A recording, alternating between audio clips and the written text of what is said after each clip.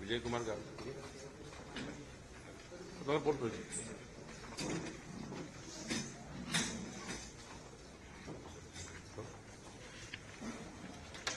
मी पद्माकर वळवी आज भारतीय जनता पक्षामध्ये पक्षप्रवेश करत आहे. आजच्या या उपस्थित कार्यक्रमात माननीय प्रदेशाध्यक्ष बावनकुळे साहेब, माननीय अशोकरावजी चव्हाण साहेब, विजयकुमार गावित साहेब, विजयजी चौधरी साहेब आणि काँग्रेसचे सर्व ज्येष्ठ नेते, आपलं भाजपचे ज्येष्ठ नेते साहेबांसारखीच चूक झाली माझी. कारण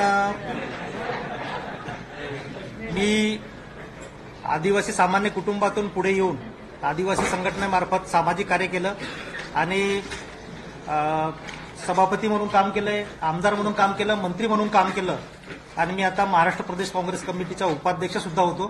तो मी सर्व राजीनामा आता पक्षाकडे दिलेला आहे, काँग्रेस पक्षाकडे.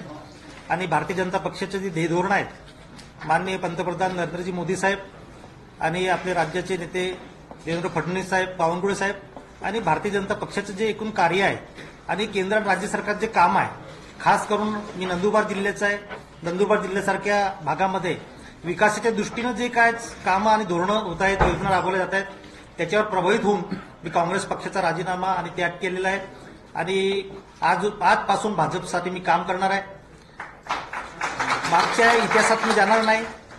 जे काही मला संधी दिली पक्षाने, समाजाने, त्यावेळेस मी त्या पक्षाचं, समाजाचं, संघटनेचं काम करत आलो आहे आणि आता भारतीय जनता पक्षाचे ध्येय धोरणानुसार, विचारानुसार, नेत्यांच्या आदेशानुसार संघटनमध्ये मी काम करणार आहे.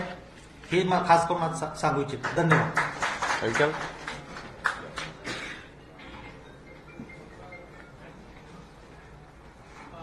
सर, खरं म्हणजे अशोक चव्हाण साहेबांच्या नंतर काँग्रेसमधल्या नेत्यांचा कुठेतरी प्रवेश होणार असं तुम्ही सांगितलं होतं. मात्र ती मालिका कुठेतरी खंडित झाली होती. ती मालिका आता परत सुरू होती वेळवीच्या निमित्तानं, असं आपण म्हणू शकतो. कारण तुम्ही असं म्हणाल होतं की काँग्रेसमधले अनेक नेते आता भाजपमध्ये प्रवेश करतील.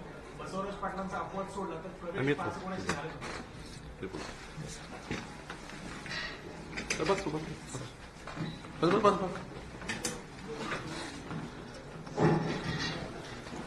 बस काढ.